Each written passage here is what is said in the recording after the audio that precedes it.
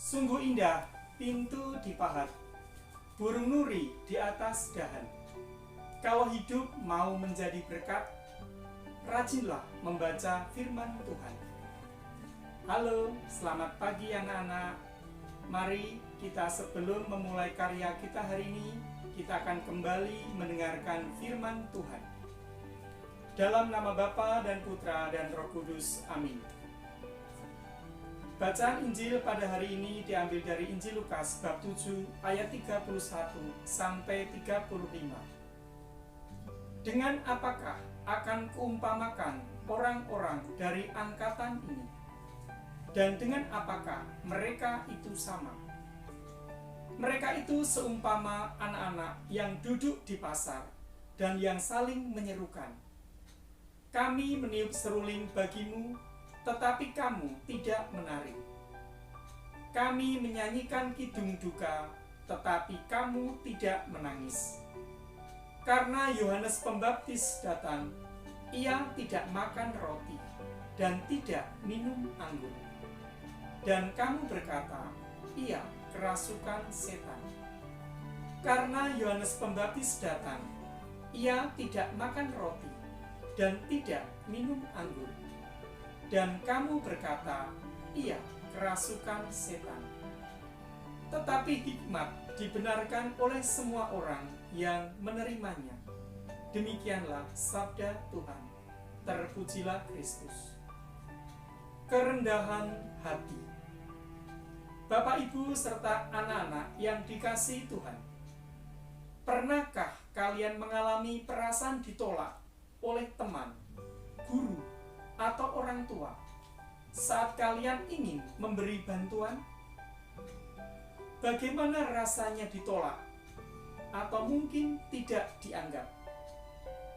Kita pasti akan mengalami perasaan kecewa, sedih, kesal kepada orang yang telah menolak uluran tangan kita.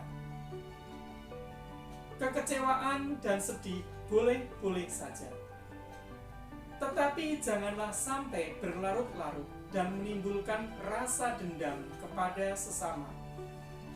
Selalu ada perasaan suka dan duka saat kita bekerja sama dengan orang lain.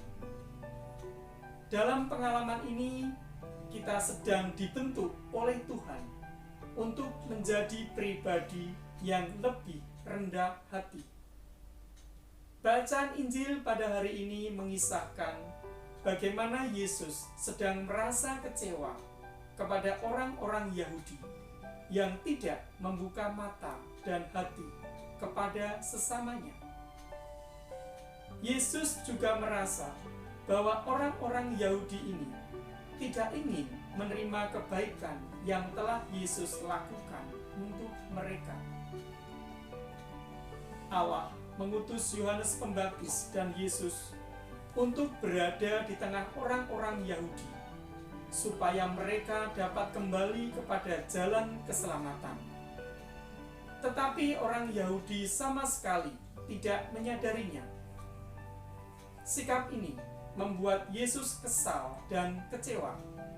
Tetapi dengan rendah hati, Yesus tetap mendoakan mereka dan menolong mereka dengan memberikan hikmat dan pengampunan, khususnya kepada mereka yang telah mendengar pewartaan Yohanes Pembaptis dan kabar sukacita dari Yesus.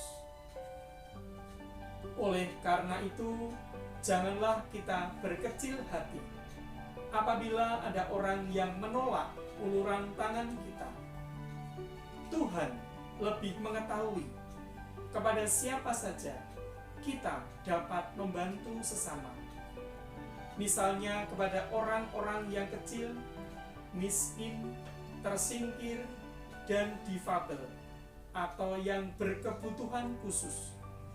Akhirnya nanti kita akan belajar bagaimana kerendahan hati dan ketulusan hati dalam setiap uluran tangan ini bermakna untuk orang lain. Apakah selama ini kita sudah bersikap rendah hati kepada sesama kita? marilah kita berdoa. Tuhan Yesus, ajarilah kami atas firman-Mu, di mana kami harus mengasihi sesama dengan rendah hati. Semoga kehadiran kami dapat membawa kebahagiaan sejati dan makna baik bagi semua orang. Amin. Dalam nama Bapa dan Putra dan Roh Kudus. Amin. Terima kasih. Tuhan memberkati.